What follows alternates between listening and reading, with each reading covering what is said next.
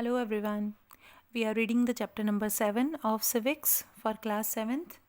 The name of the chapter is Understanding Media. और understanding media में अभी तक हमने रीड किया है कि मीडिया होता क्या है, उसकी डेफिनेशन क्या है. उसके बाद हमने किया था टॉपिक मीडिया एंड टेक्नोलॉजी, यानी किस तरह से टेक्नोलॉजी का असर पड़ा है द मीन्स ऑफ मीडियाज़ पे.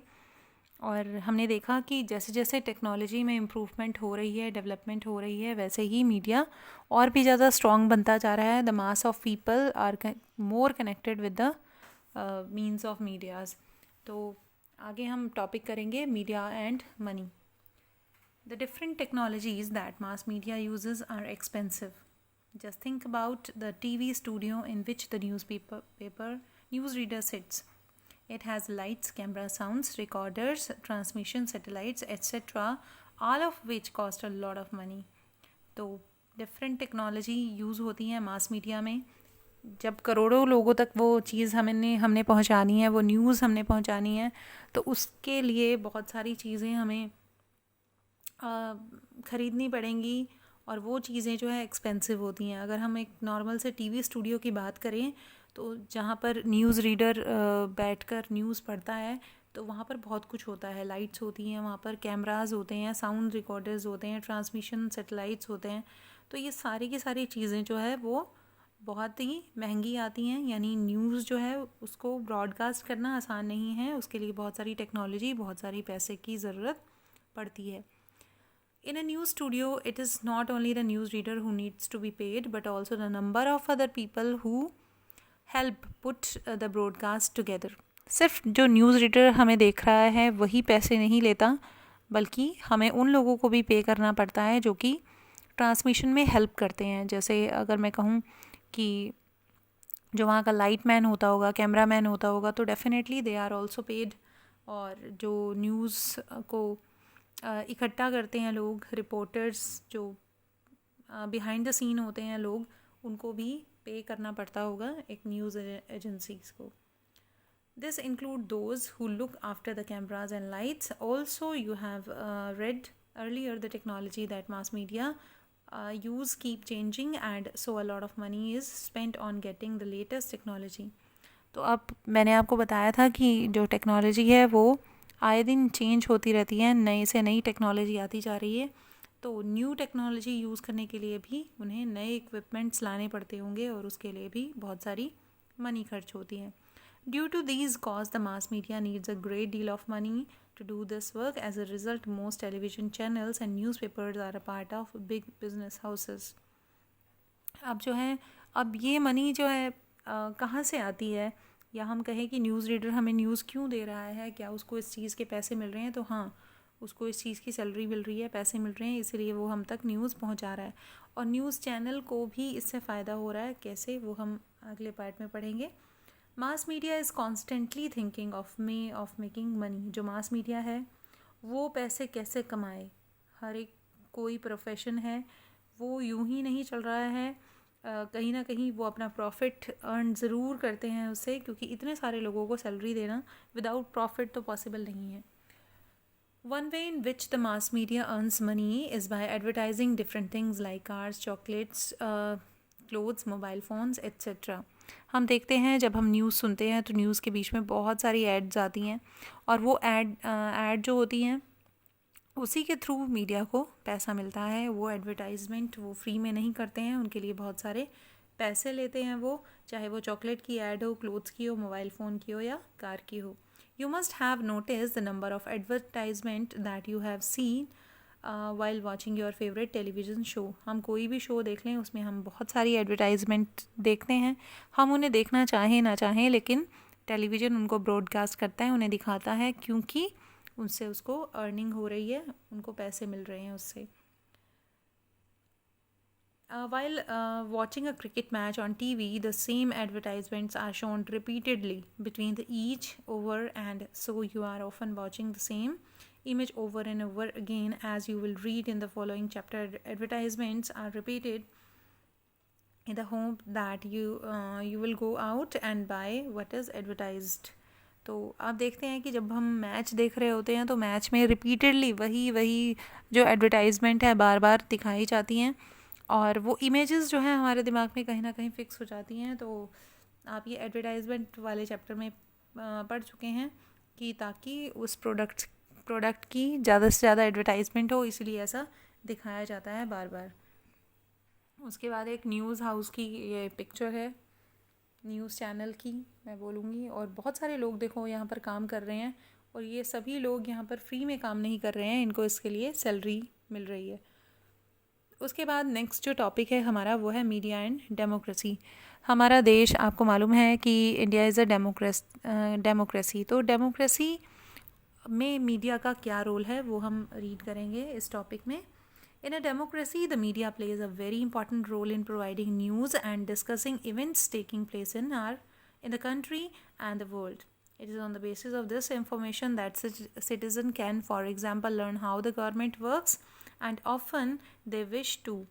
They can take action on the basis of these news stories. Some of the ways in which they can do this is by writing letters to the concerned minister. तो media के through जो news लोग सुनते हैं, वो news बहुत सारी knowledge देती है लोगों को, बहुत सारी अवेयरनेस देती है लोगों को, और उन्हीं के बेस पे लोग जो हैं अपनी एक राय बनाते हैं किसी भी गवर्नमेंट के लिए कि गवर्नमेंट अच्छा कर रही है या नहीं कर रही है। और गवर्नमेंट की पॉलिसीज़ का, गवर्नमेंट कौन कौन सी पॉलिसीज़ ला रही है, कौन कौन से कानून बना रही है, या किस तरह की उसकी नीतियाँ हैं, उसकी जानकारी भी हमें थ्रू न्यूज़ ही मिलती है।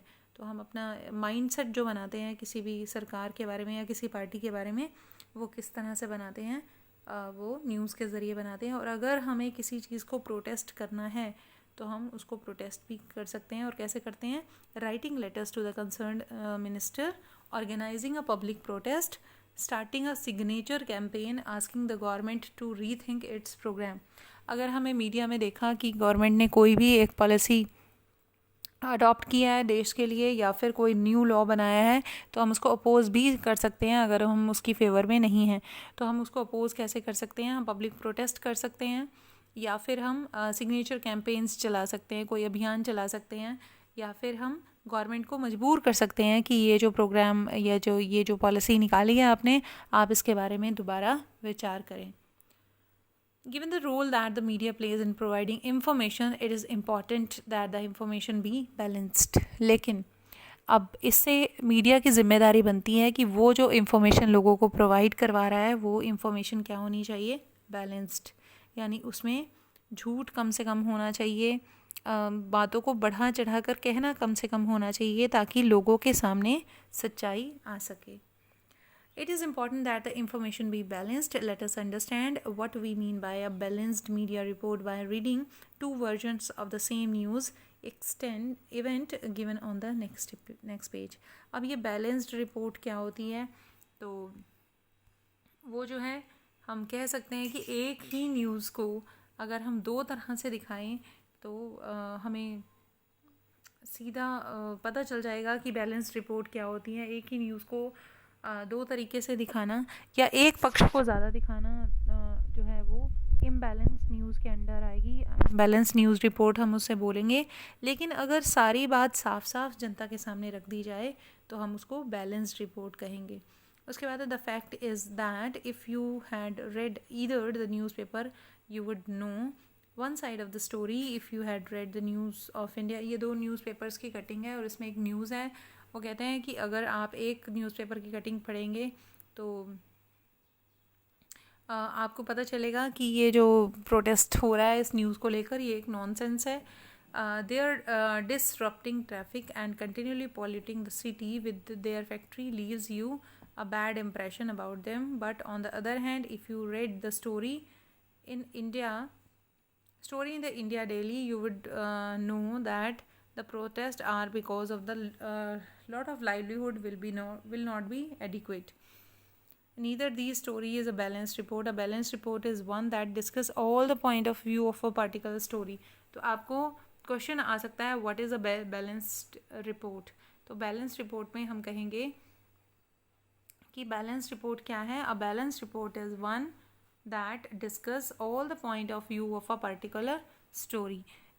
बैलेंस रिपोर्ट वो रिपोर्ट है कि कोई भी घटना अगर घटे, अगर उसके सारे के सारे व्यूज़ हमारे सामने रखे जाएं, उसकी उसकी अच्छी और बुरी दोनों बातें हमारे सामने रखी जाए, तो हम उस रिपोर्ट को बैलेंस रिपोर्ट बोलेंगे. Then leaves it to the readers to make up their minds. और ये सच्चाई सामने रखने के बाद ये बिल्कुल रीडर्स के ऊपर छोड़ दें या देखने वाले के ऊपर छोड़ दें कि वो किसके पक्ष में जाना चाहता है, तो हम उस रिपोर्ट को बैलेंस रिपोर्ट कहेंगे. लेकिन आज के टाइम में अगर आप न्यूज़ देखें तो उसमें खुद ही फैसला सुना देते हैं वो लोग, और ख़ुद ही अपना व्यू बताते हैं, और जिससे कि कहीं ना कहीं आम जनता को भी का ध्यान सिर्फ उसी बात की तरफ जाता है जो वो न्यूज़ दिखाना चाहते हैं. बट ये सही नहीं है. News must be balanced. Writing a balanced report however depends on the media being independent. तो बैलेंस्ड रिपोर्ट कैसे आएगी? मीडिया को इंडिपेंडेंट होना पड़ेगा. अब ये मीडिया का इंडिपेंडेंट होना क्या है? And independent media means that no one should control और influence its coverage of news. Independent media का मतलब है कि कोई भी चीज़ का प्रभाव जो है उस न्यूज़ पर नहीं पड़ रहा है. यानी किसी की पावर का, किसी के पैसे का, किसी भी तरह की बाहरी शक्ति का प्रभाव उस न्यूज़ पर नहीं है. जो घटना हुई है वो एज इट इज़ हमारे सामने रख दी गई है. और ऐसा नहीं है कि किसी अमीर आदमी ने क्राइम किया है तो उसकी गलती छुपा ली जाए, या किसी पुअर ने किया है तो उसको बढ़ा चढ़ा कर बताया जाए, तो फिर जो है बैलेंस रिपोर्ट नहीं रहेगी. तो इंडिपेंडेंट मीडिया का मतलब है कि मीडिया को कम से कम किसी के दबाव में नहीं आना है. No one should control or influence the coverage of news. No one should tell the media what can be included and what should not be included in the news story. तो मीडिया को बताने वाला कोई नहीं होना चाहिए कि उनकी जो न्यूज़ रिपोर्ट है उसमें क्या शामिल किया जाए और क्या नहीं. And independent media is important in democracy. Democracy के लिए इंडिपेंडेंट मीडिया बहुत ज़रूरी है. As you read above, it is on the basis of the information that media provides that we take action as citizens. तो news के ज़रिए ही as a citizen हम democracy में डिसीजंस ले सकते हैं, क्योंकि न्यूज़ के ज़रिए ही हमें पता चलता है कि सरकार क्या कर रही है. So it is important that this information is reliable and not biased. तो ये बहुत इंपॉर्टेंट है कि ये जो इन्फॉर्मेशन हमें प्रोवाइड की जा रही है ये बाइस्ड ना हो, ये बिल्कुल पक्षपाती ना हो, ये बिल्कुल फेयर हो. तो आज के पार्ट में इतना ही. नेक्स्ट पार्ट में हम नेक्स्ट टॉपिक करेंगे. Till then bye bye and thank you very much for listening.